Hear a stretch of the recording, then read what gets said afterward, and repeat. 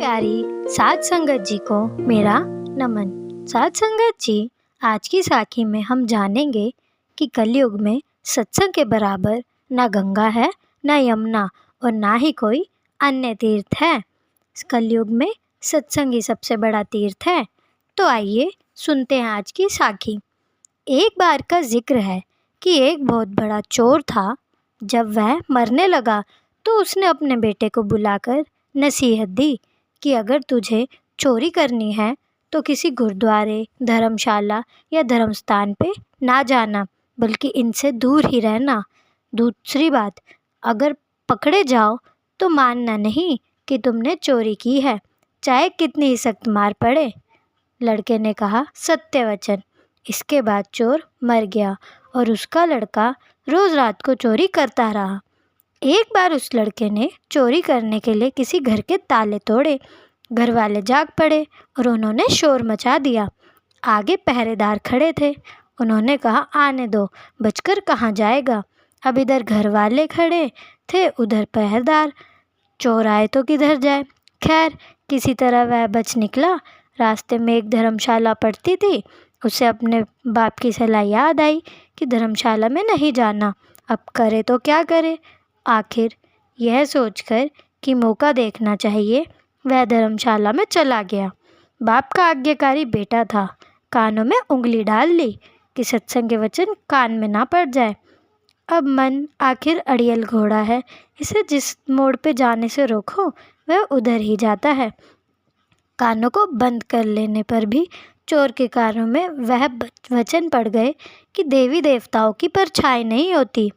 मन ने कहा कि परछाई तो चाहे ना हो, मुझे क्या। फिर मैंने यह वचन जानकर तो नहीं सुना। घर वाले और पहरेदार पीछे लगे हुए थे। किसी ने बताया कि चोर धर्मशाला में है। पड़ताल हुई तो पकड़ा गया। पुलिस ने बहुत मारा, लेकिन वह नहीं माना। उस समय नियम था कि जब तक मुजरिम अपराध ना माने, सजा नहीं दी जाएगी। आखिर राजा के आगे पेश किया गया। वहाँ भी खूब मार पड़ी, लेकिन चोर ने ना माना। उसे पता था कि चोर देवी देवता की पूजा करते हैं, इसलिए पुलिस ने एक ठगिनी को सहायता के लिए बुलाया। ठगिनी ने कहा कि मैं बना लूँगी।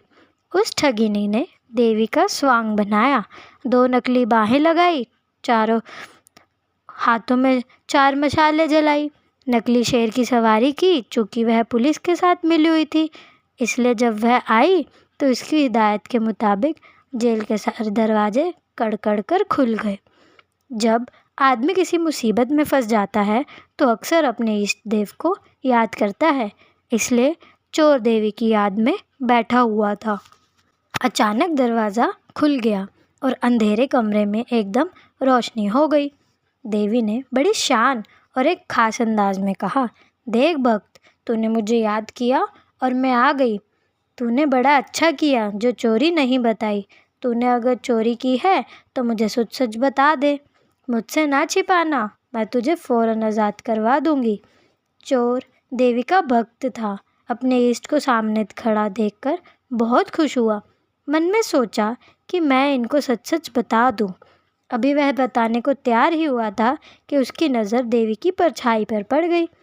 उसको फ़ौरन सत्संग का वचन याद आ गया कि देवी देवताओं की परछाई नहीं होती।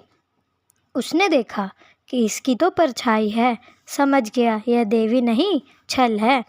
यह सोचकर वह सच कहते कहते रुक गया और बोल पड़ा, माँ, मैंने चोरी नहीं की। अगर मैंने चोरी की होती तो क्या आपको पता ना होता।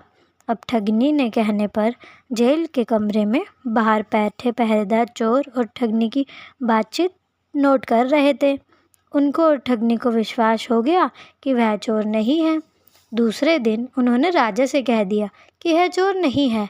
राजा ने उसको आज़ाद कर दिया। जब चोर आज़ाद हो गया तो सोचने लगा कि सत्संग का एक वचन सुना तो जेल से छूट गया, अगर सारी उम्र सुनूं तो पता नहीं क्या कुछ मिले। जब यह ख्याल आया तो रोज़ सत्संग में जाने लगा। किसी पूर्ण महात्मा की शरण ले ली। चोरी का पेशा हमेशा के लिए छोड़ दिया और महात्मा बन गया। इसीलिए सत्संग के बराबर ना गंगा है या जमुना और ना कोई अन्य तीर्थ। कलयुग में सत्संग ही सबसे बड़ा तीर्थ है। दादू सद्गुर पशु मारन करे, मानस थे सिद्ध होई, दादू सिद्ध थे देवता, देव निरंजन होई। तो साध संगत जी, हमें भी चाहिए कि हमेशा सत्संग का साथ लेते रहें और जब भी टाइम मिले सत्संग ज़रूर जाए, थोड़ी देर के लिए बेशक, पर सत्संग ज़रूर जाए, जिससे कोई ना कोई अच्छी बात हमारे मन पर ज़रूर प्रभाव डालेगी और हमारा जीवन अच्छा हो जाएगा। तो साथ संगत जी, आज की साखी बस यहीं तक। मिलते हैं आपसे एक नई साखी के साथ।